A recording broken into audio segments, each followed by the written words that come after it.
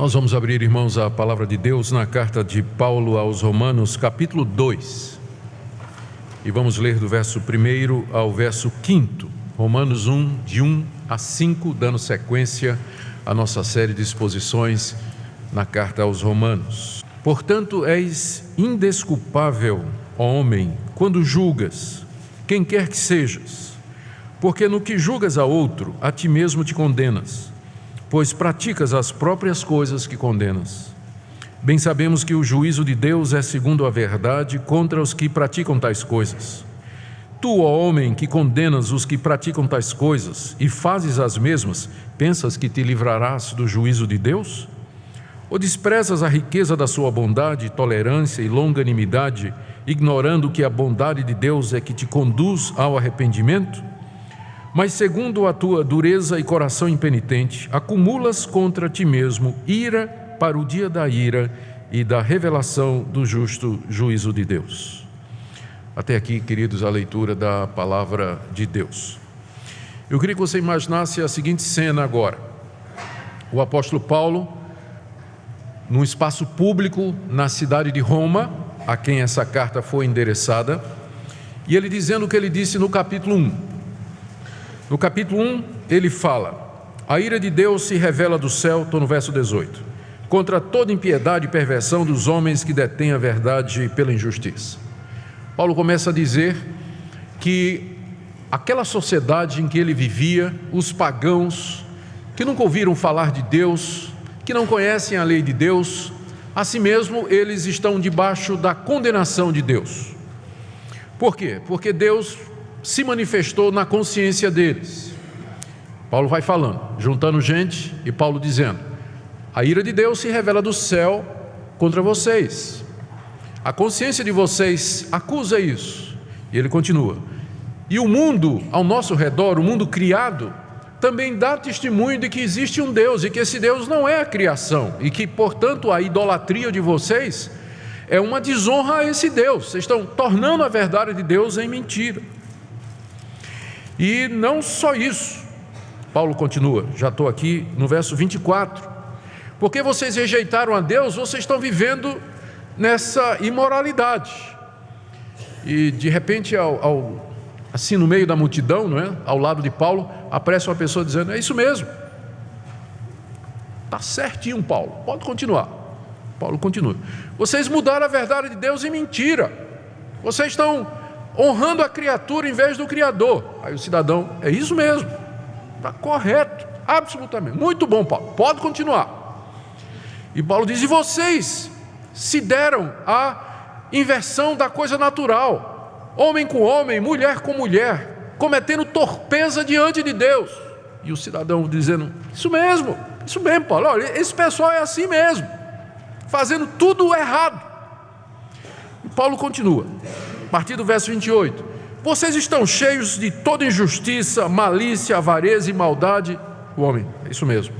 Possuídos de inveja, homicídio, contenda, dolo, malignidade, são difamadores, caluniadores, aborrecidos de Deus. E continua, são 21 pecados que Paulo enumera aqui. E no verso 32 ele diz: e vocês sabem a sentença de Deus, de que Deus vai condenar todos aqueles que fazem isso. E o homem... Aí Paulo se vira para ele e diz: portanto, você também é culpado, você que julga. Porque nisso que você condena os outros, você a si mesmo se condena. É o que está acontecendo aqui no capítulo 2. Depois de ter passado a condenação sobre os gentios, sobre os pagãos, depois de ter pronunciado a sentença de Deus de que eles são passíveis da morte eterna, porque pecam contra a luz, porque desobedecem a Deus, Paulo agora se vira para os moralistas. São aquelas pessoas que, ouvindo o capítulo 1, dizem: é isso mesmo, tem que ser condenado mesmo, todos eles erraram. Mas agora, para surpresa deles, Paulo gira a metralhadora na sua direção e diz: portanto, você também é tão culpado quanto eles, vocês que julgam, vocês que condenam. Por quê? Porque vocês fazem as mesmas coisas que eles também fazem. E a partir do verso 1, aqui no verso 1 até o verso 5, você tem o apóstolo Paulo se dirigindo a um interlocutor imaginário. Essa era uma figura de retórica muito comum naquela época, chamada de diatribe, em que uma pessoa que estava falando, um filósofo, um palestrante, um orador, ele se dirige a uma pessoa imaginária com quem inicia um diálogo para dar força ao seu discurso, tornar vívida a sua palavra. E aqui Paulo começa a se dirigir a esse homem, não é, imaginário, que é uma pessoa que está concordando com o que ele está dizendo no capítulo 1 e julgando e condenando aqueles gentios. E Paulo se vira para ele e aqui no texto faz 5 acusações contra ele. 5 acusações. Aqui no capítulo 2, que Paulo começa usando esse recurso de retórica, de conversar com, ou falar, se dirigir a esse opositor imaginário, a partir aqui do capítulo 2, ele vai mostrar que não somente os pagãos, que ele menciona no capítulo 1, estão perdidos diante de Deus, mas também os judeus que receberam a lei de Deus.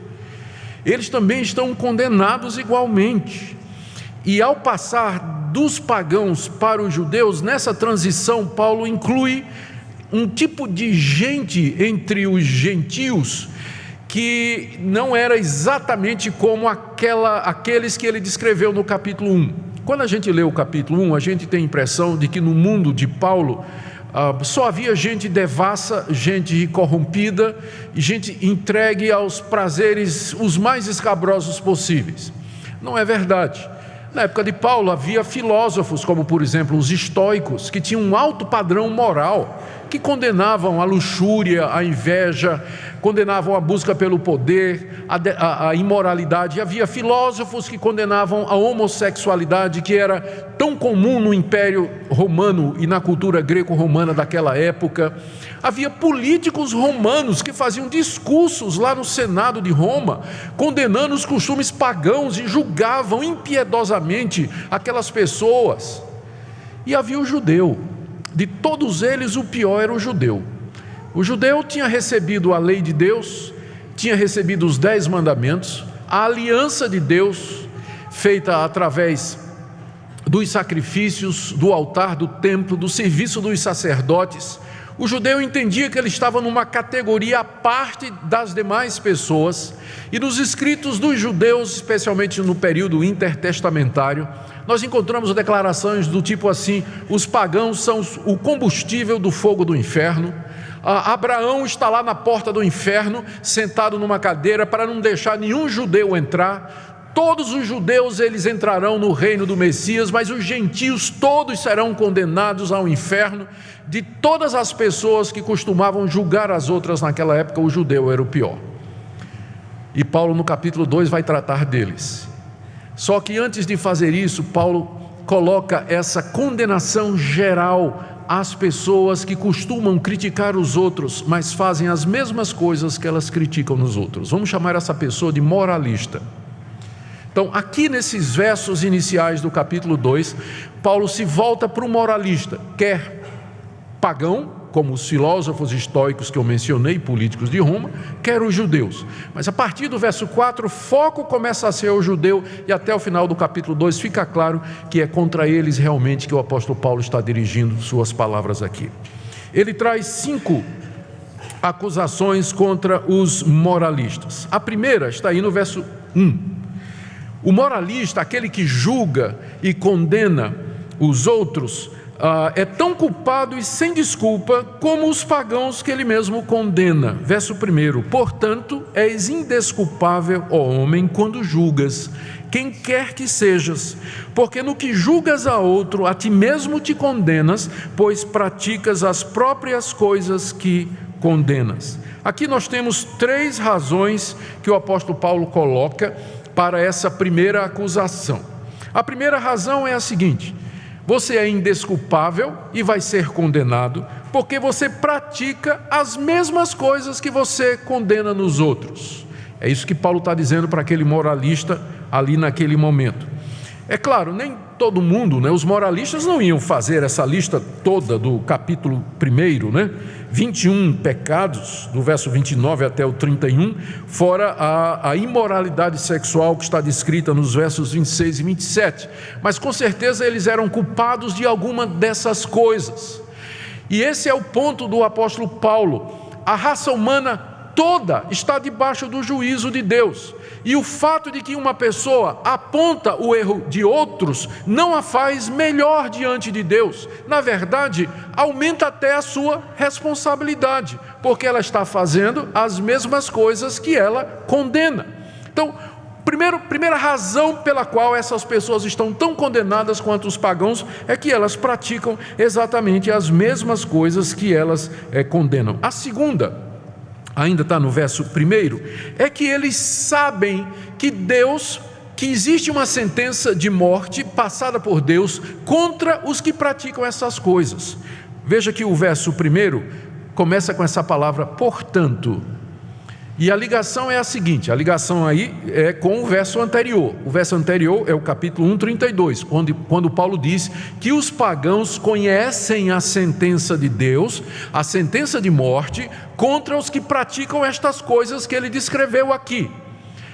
Portanto, o moralista também está condenado, porque ele, semelhantemente, também sabe disso, porque ao dizer, olha, aí, essa imoralidade está errada, esse pessoal aí fica falando mal dos outros, não é?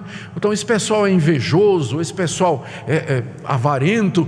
Ao fazer isso, o moralista está dizendo que ele sabe que essas coisas estão erradas, e ao praticá-las, então, ele cai na mesma situação do pagão, que faz as coisas erradas sabendo que elas estão erradas. O moralista sabe que essas coisas estão erradas, porque ele condena essas coisas, mas ele faz do mesmo jeito. Então essa é a segunda razão pela qual ele está condenado. A terceira é que Paulo diz, é que ao pronunciar a condenação dos pagãos, dos ímpios, dos imorais, o moralista está se autocondenando. Veja, no meio do verso 1, no que julgas a outro, a ti mesmo te condenas. Porque ao dizer o seguinte, olha, esse pessoal é mentiroso, a quem ele está condenando? Ele mesmo, porque ele também mente. Olha, esse pessoal é cheio de inveja, a quem ele está condenando? Ele mesmo, porque ele também tem inveja. Olha, esse pessoal é um pessoal ingrato, mas ele está passando a condenação contra ele mesmo, porque ele também é ingrato. Então, no que ele condena a outros, ele está pronunciando a sua própria condenação. Note que a palavra que aparece aqui no verso 1, portanto és indesculpável, é aquela mesma palavra que a gente viu alguns sermões atrás, no capítulo 1, no verso 20, quando Paulo, depois de dizer que Deus se revelou na natureza, dando testemunho de si mesmo, ele conclui dizendo que tais homens são por isso indesculpáveis. Mas agora, não só os pagãos que nunca ouviram a lei de Deus são indesculpáveis, porque têm o conhecimento de Deus no coração e refletiram na natureza, mas também o moralista, aquele que julga, aquele que critica, aquele que condena os outros, ele também está se condenando no mesmo ato, e ele é tão indesculpável como os pagãos. Talvez um bom exemplo aqui do que Paulo está se referindo é o caso do rei Davi no Antigo Testamento. Nós lemos lá no segundo livro de Samuel que Davi adulterou com a mulher de um dos seus generais, e a mulher engravidou, e para encobrir o seu adultério, Davi mandou que o general fosse colocado no ponto mais difícil da batalha para que morresse. E Davi escondeu esse fato, e durante alguns meses, provavelmente, Davi conviveu com aquela situação, até o dia em que Deus mandou um profeta falar com o rei. E o profeta chegou contando uma história, disse: rei Davi, eu quero contar uma história que aconteceu aqui. Aqui no teu reino tinha um homem rico, que tinha muitas ovelhas, e ele recebeu uma visita importante. Ele quis oferecer um churrasco para o seu visitante. Ele, que tinha muitas ovelhas, em vez de pegar uma ovelha do seu rebanho, ele olhou para a ovelhinha do vizinho pobre. Só tinha uma, o vizinho dele, pobrezinho, uma ovelhinha que tinha criado desde pequena. Aí o que é que o vizinho rico fez? Ele foi lá, tomou a ovelhinha do vizinho pobre, matou e ofereceu para o seu visitante. O que é que o senhor acha disso? O rei Davi, na hora, mas esse cara merece a morte. Como é que alguém faz um negócio desse? É digno de morte. E Natã coloca o dedo no nariz de Davi e diz: tu és o homem.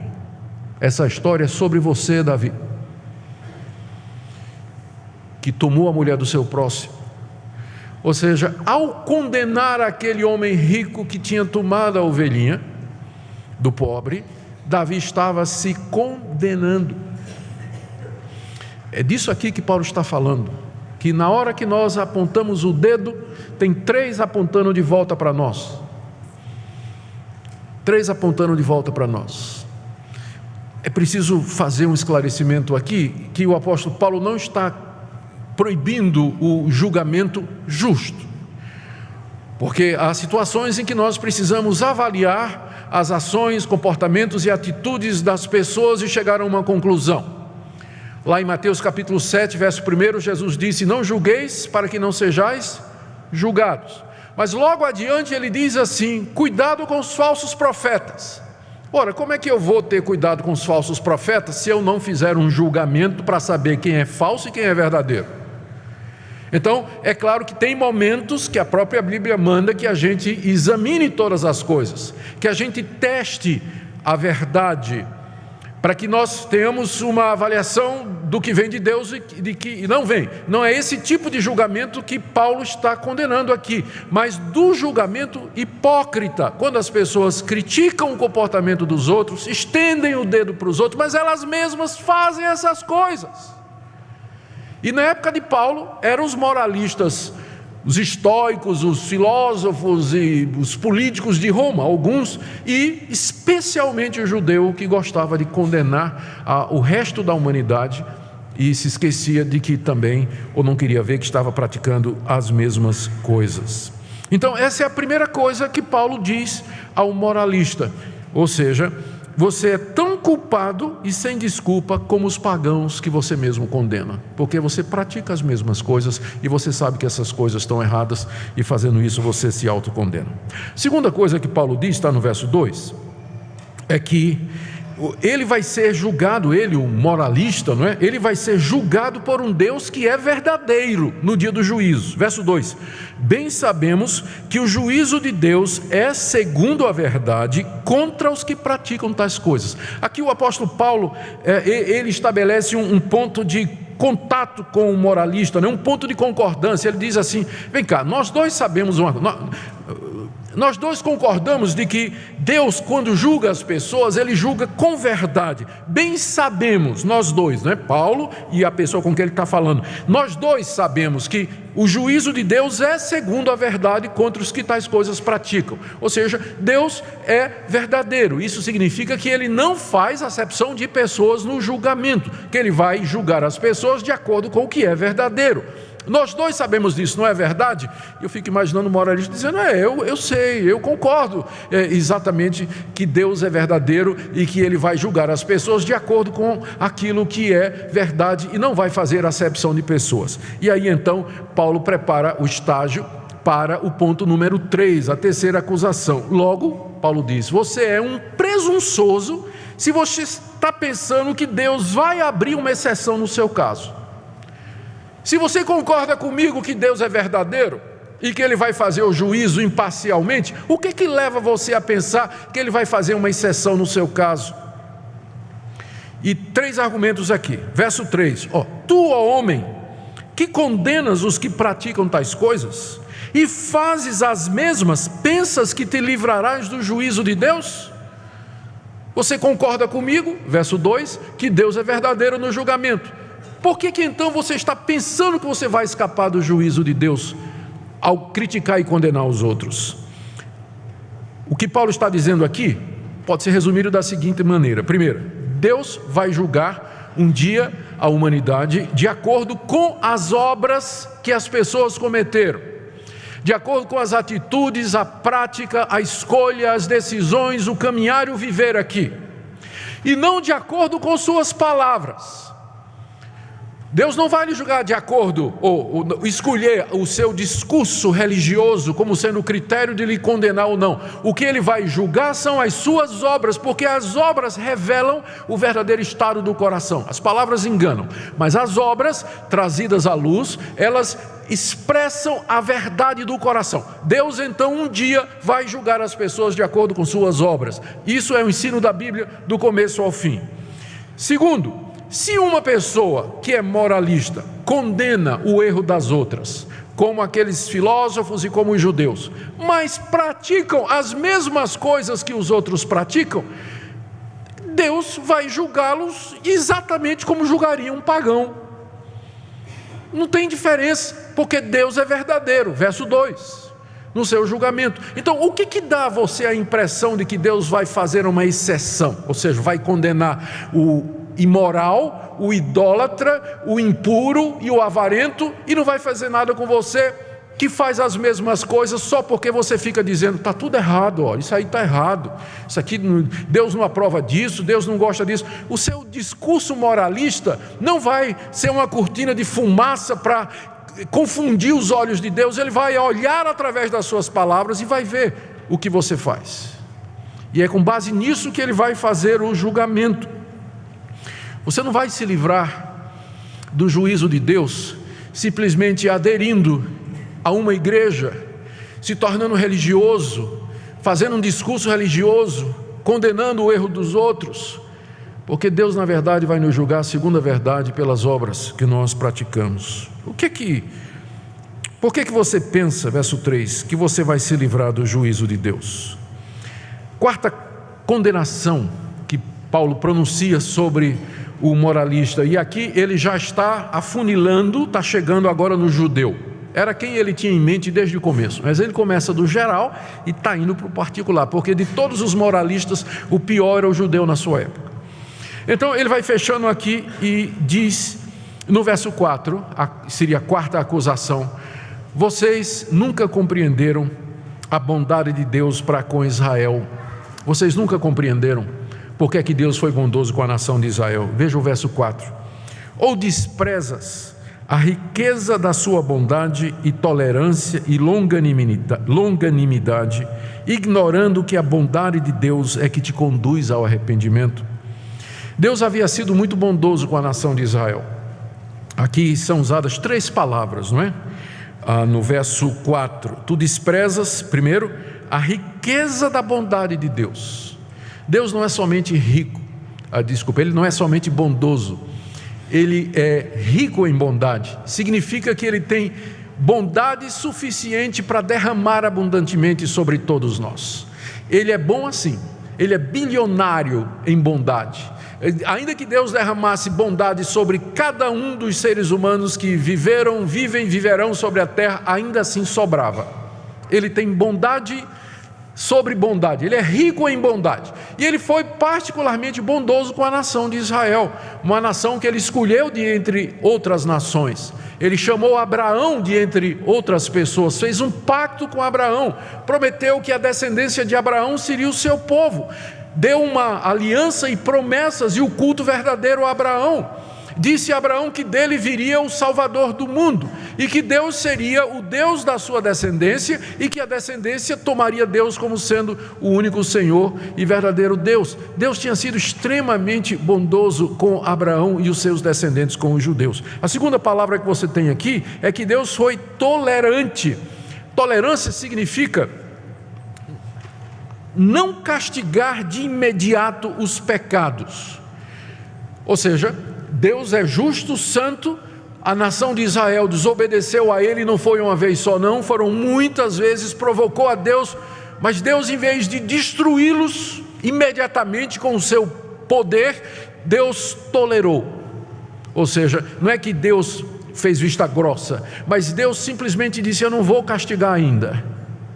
Estão errados e merecem castigo, só que eu não vou castigar, eu vou tolerar um pouco, eu vou esperar um pouco. E é a próxima palavra que você tem aqui, que diz que Deus é longânimo. é uma pessoa que tem um ânimo, um fôlego longo, como alguém que consegue ficar embaixo d'água 2, 3 minutos. Eu não sei se tem alguém que consegue esse tempo todo, não é? Então, que tem um longo fôlego, aquelas pessoas que mergulham e segura. Eu fico 30 segundos, já estou nervoso, quero subir para respirar. Mas tem pessoas que têm um ânimo comprido, elas aguentam ficar debaixo d'água. Deus é longânimo, Ele segura, né? Israel desobedeceu a Deus, Israel provocou a Deus, não foi uma vez só, mas Deus foi longânimo. Ainda não. Mas o que Deus queria com essa bondade, tolerância e longanimidade? Deus mandou profetas para avisar o povo de Israel. Deus mandou reis que fizeram reformas religiosas. Deus mandou juízes que libertaram a nação de Israel. E por fim Deus mandou o seu próprio filho. O que Deus queria, porventura, com essa bondade, longanimidade e tolerância? A resposta é que isso não significava que Deus estava fazendo vista grossa para os pecados da nação de Israel, relevando esses pecados, ignorando, mas Paulo diz aqui, o que Deus queria era o arrependimento. Está vendo aí no verso 4? Desprezas a riqueza da sua bondade, tolerância e longanimidade, ignorando que essa bondade de Deus é que te conduz ao arrependimento. O que Deus queria com toda aquela misericórdia que Ele mostrou à nação de Israel no passado? Ele queria levar os judeus ao arrependimento.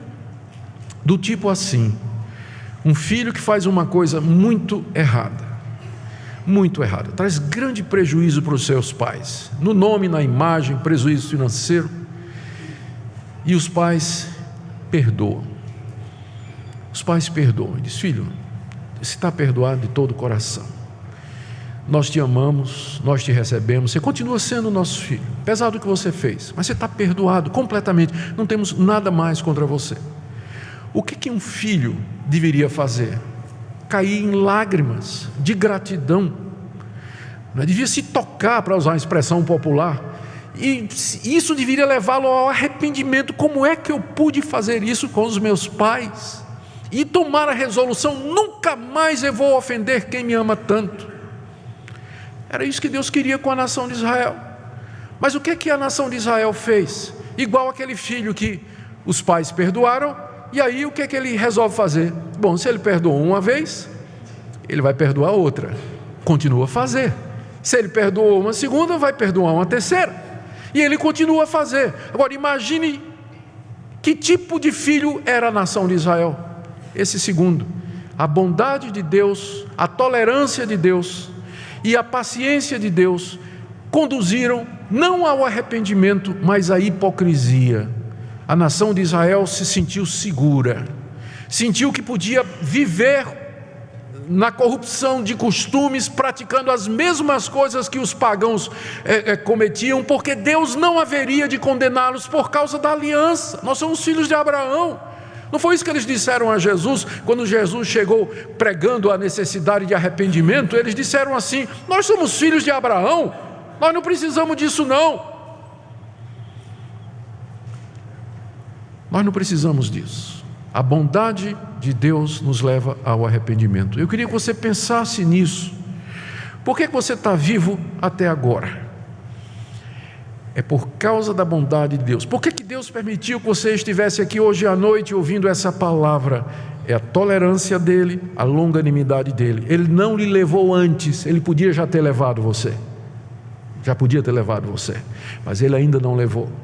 Não despreze a bondade de Deus, porque é ela que leva você ao arrependimento, não é mais nada. Mas essa misericórdia de Deus, em que Ele, com tolerância, Ele vai dando oportunidade, Ele está aguardando, está mostrando o amor dEle, vez após vez, você está ouvindo a palavra de Deus. Ao não se arrepender, os judeus estavam desprezando a riqueza da bondade de Deus. A quinta acusação de Paulo está no verso 5.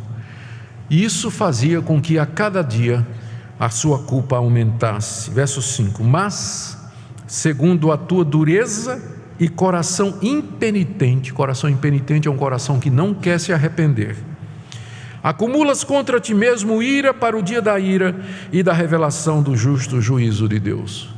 Cada crítica que o judeu fazia ao pagão e ele mesmo cometia aquelas coisas, ele estava acrescentando ira, acumulando ira, que estava sendo reservada para ser derramada sobre ele no dia do juízo. Ele estava entesourando castigo para si.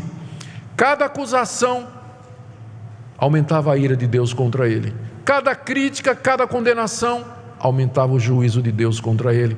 E ele estava aumentando, entesourando diariamente o juízo vindouro sobre ele. Ou seja, Deus queria que ele se arrependesse, mas o coração se endureceu, diz aí o verso 5, o coração se endureceu, o coração se tornou impenitente, não quis se arrepender, passou a julgar e condenar os outros, enquanto ele mesmo praticava as mesmas coisas, e achava que estava livre do juízo de Deus, mas na verdade estava apenas acumulando dia a dia ira contra eles mesmos para o dia do juízo.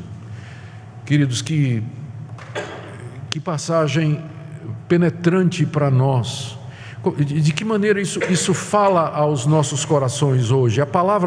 Essa passagem, ela ensina que aquilo que Paulo está ensinando desde o capítulo 1 e vai até meados do capítulo 3 da carta aos Romanos, que não há um justo, não tem nenhum sequer. E naquilo que nós criticamos os outros, nós nos condenamos, porque nós somos participantes dos mesmos pecados. Estamos todos debaixo do juízo de Deus. Deus não vai fazer acepção de pessoas no dia do julgamento. Vai julgar a cada um de acordo com suas obras. De acordo com suas obras e as suas atitudes.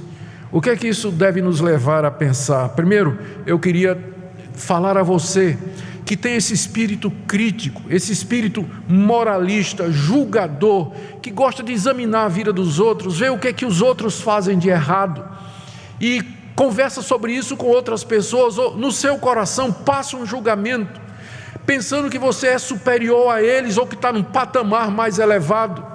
A verdadeira piedade, a pessoa que é verdadeiramente piedosa, santa, espiritual, ela olha primeiro para si e diz: Deus, tem misericórdia de mim, tem misericórdia de mim. É a história que Jesus contou de 2 homens que subiram ao templo para orar. Um deles orava de si para si, dizendo, era um religioso, né? Ele dizia: ó Deus, graças te dou que eu não sou como os outros homens, eu dou o dízimo, eu sou fiel à minha mulher, vou de casa para o trabalho, do trabalho para casa, eu não falo mal de ninguém, eu não sou como esse cidadão que está aqui ao meu lado, que é um publicano. E o coitado do publicano, que era um cobrador de impostos, ele não ousava nem levantar os olhos para o céu, mas ele batia no peito e dizia: tem misericórdia de mim, pecador, ó Deus. E Jesus disse: esse foi para casa justificado, mas aquele outro não. Então a minha primeira palavra é para você que tem esse espírito, essa atitude de arrogância, de se achar imune ao juízo de Deus e que costuma condenar e criticar os outros. Isso vem às vezes através de cobranças indevidas, críticas. As mídias sociais se prestam para esse tipo de coisa. Deus tenha misericórdia de você, porque isso é o resultado de um coração impenitente e endurecido. Não pense que você vai se livrar do juízo de Deus só porque você vê o que os outros fazem errado. A segunda palavra que eu queria trazer aqui é para aqueles que estão desapontados com a igreja por causa dos evangélicos que dão um nome ruim para a igreja. E é verdade, tem evangélico que é hipócrita mesmo, ele condena, ele tem um discurso de moralidade, mas aí ele vai e faz essas coisas, cai na desgraça, quebra os mandamentos de Deus, a coisa vem a público e as pessoas ficam assim: olha aí, ó, eu não quero ser membro da igreja, eu não quero esse evangelho. Aí, ó, esse pessoal diz que é evangélico, mas faz as mesmas coisas que os outros fazem. Tem gente que diz isso, que não quer saber do evangelho, não quer saber de igreja por causa dos hipócritas que tem lá. Bem, eu queria que você nessa noite visse como é que Deus vai tratar os hipócritas. Deus não concorda com os hipócritas, não. Deus não aceita a hipocrisia, não. Nessa passagem está muito claro que um dia Deus haverá de julgar os hipócritas e aqueles que dizem uma coisa e vivem outra. Essa aqui é a verdade. Então a sua desilusão não devia ser com a igreja e com Deus, mas a sua desilusão deveria ser consigo mesmo, porque provavelmente você é tão hipócrita quanto eles, e com a raça humana que está caída em pecado e com a sua inconsistência. Nós dizemos uma coisa e vivemos outra. Mas é por isso que o Evangelho nos foi dado, porque nós somos pecadores precisando de redenção, nós somos pecadores precisando de misericórdia e de perdão. E finalmente, para todos nós, há Evangelho aqui? Sim. No verso 4, quando Paulo diz que a bondade de Deus nos conduz ao arrependimento. A bondade de Deus nos conduz ao arrependimento. É isso que Deus quer de nós, arrependimento. Que nós reconheçamos que estas coisas são erradas, que elas são contra a lei de Deus, que elas ferem a santidade de Deus, que elas trazem a sentença de Deus sobre nós, de que são dignos de morte que se praticam tais coisas. É isso que Deus quer nos levar a reconhecer. Deus quer nos levar a reconhecer que nós somos dignos de morte por causa da nossa iniquidade. E Ele quer nos levar a reconhecer a sua bondade. Ele tem sido paciente com você e comigo até hoje, exatamente porque Ele quer nos levar a essa posição.